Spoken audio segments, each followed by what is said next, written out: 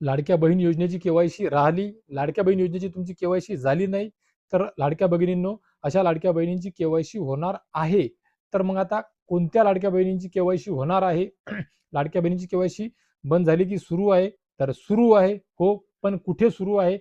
कोणत्या कागदपत्राच्या मार्फत सुरू आहे? या विषयासंदर्भात, या अपडेट संदर्भात एक दिलासादायक बातमी मिळालेली आहे, हाती लागलेली आहे. ती सर्व लाडक्या बहिणींपर्यंत या व्हिडिओच्या माध्यमातून शेअर करण्याचा प्रयत्न करणार आहे.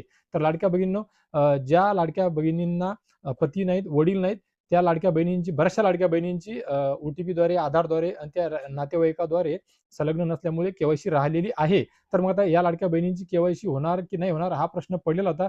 तर निदान या लाडक्या बहिणींकरिता तरी सुद्धा, ज्या लाडक्या बहिणींची केवायसी करताना चुकलेली आहे, त्याकरिता वेगळी विषय, वेगळी माहिती, वेगळी अपडेट, वेगळ्या पोर्टलच्या माध्यमातून एका व्हिडिओच्या माध्यमातून सोबत घेणारच आहे. परंतु या व्हिडिओच्या माध्यमातून, या व्हिडिओमध्ये ज्या लाडक्या बहिणींची केवायसी राहिलेली आहे, त्यापैकी चुकलेल्या संदर्भात आपण बोलत नाहीये. परंतु ज्या लाडक्या बहिणींची केवायसी राहिलेली आहे, त्या लाडक्या बहिणींची सध्या केवायसी सुरू आहे.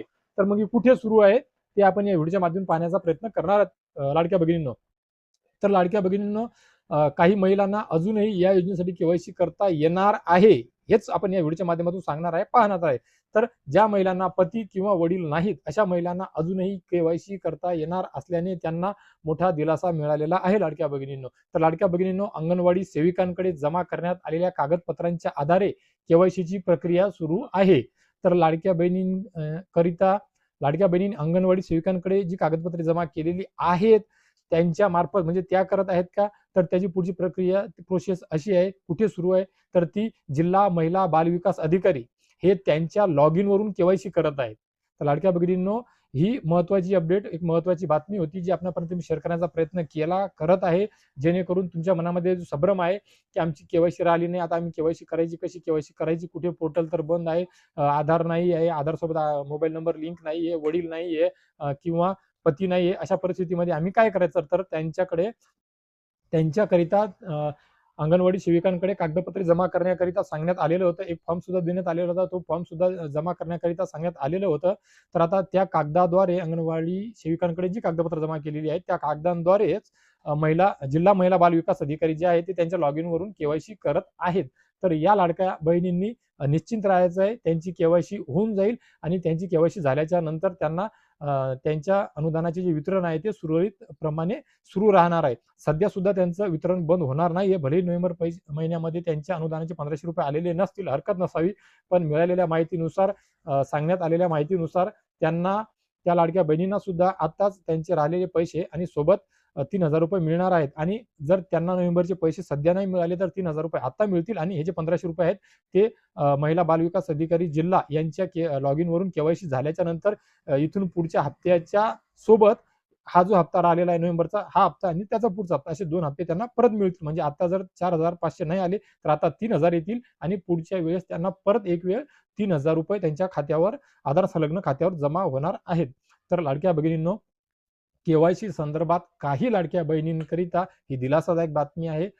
एक आनंदाची बातमी आहे, गोड अपडेट आहे, जेणेकरून त्यांना इथून पुढे अडचण होणार नाही. त्यांच्या केवायसीचा मार्ग मोकळा झालेला आहे. त्यांच्या केवायसी होऊन जातील, जर त्यांनी कागदपत्रे अंगणवाडी सेविकांकडे जमा केलेली असतील तर. आता राहिला फक्त आणि फक्त केवायसी चुकलेल्या लाडक्या बहिणींचा विषय. आणि ज्या लाडक्या बहिणींनी केवायसी केलीच नाही किंवा OTP येत नव्हते, त्यांची केवायसी करणे बाकी आहे त्यांच्याकरिता, तर त्यांच्याकरिता मुदत वाढवून भेटणे पोर्टलवर, त्या वेबसाईटवर, हे गरजेचे आहे, आवश्यक आहे. तर ते कधीपर्यंत मिळते ते पाहण्यासारखं आहे. त्या संदर्भात सुद्धा वेळ वाढवून मिळाली, मुदत वाढवून मिळाली, अपडेट सुरू झाली की नक्कीच तुमच्या सर्वांपर्यंत सर्वात अगोदर ती अपडेट सुद्धा पोहोचवण्याचा प्रयत्न नेहमीप्रमाणे करेलच लाडक्या भगिनींनो. तर लाडक्या भगिनींनो, आशा करतो या व्हिडिओच्या माध्यमातून ज्या लाडक्या बहिणींनी कागदपत्र जमा केलेले होते अंगणवाडी सेविकांकडे, ज्यांचे पती नाही, ज्यांचे वडील नाही, त्यांच्याकरिताची एक महत्त्वपूर्ण अपडेट, महत्त्वपूर्ण माहिती होती, जी मी आपल्या सर्वांपर्यंत पोहोचवण्याचा प्रयत्न केला, शेअर करण्याचा सुद्धा प्रयत्न केलेला आहे लाडक्या भगिनींनो. तर लाडक्या भगिनींनो, अशीच माहिती, विश्वासार्ह माहिती सर्वात अगोदर मी आपल्या सर्वांपर्यंत पोहोचू शकेन, याकरिता माझ्या चॅनलला सबस्क्राईब करा, पेजला फॉलो करा, व्हिडिओला लाईक करा, बेल आयकॉनचे बटन दाबा आणि इतर लाडक्या भगिनींना, ज्यांनी म्हणजे आपल्या ज्या अंगणवाडीच्या सेविका आहेत त्यांच्याकडे कागदपत्रे जमा केलेली होती, त्या सर्व लाडक्या बहिणींपर्यंत सुद्धा ही माहिती पोहोचावी याकरिता हा व्हिडिओ सुद्धा सर्वदूर त्यांच्यापर्यंत शेअर करा लाडक्या भगिनींनो. तर लाडक्या भगिनींनो, या व्हिडिओमध्ये तुर्तास एवढेच. भेटूया एका नवीन व्हिडिओमध्ये तुमच्या आमच्या उपयोगी माहितीसह. तोपर्यंत धन्यवाद लाडक्या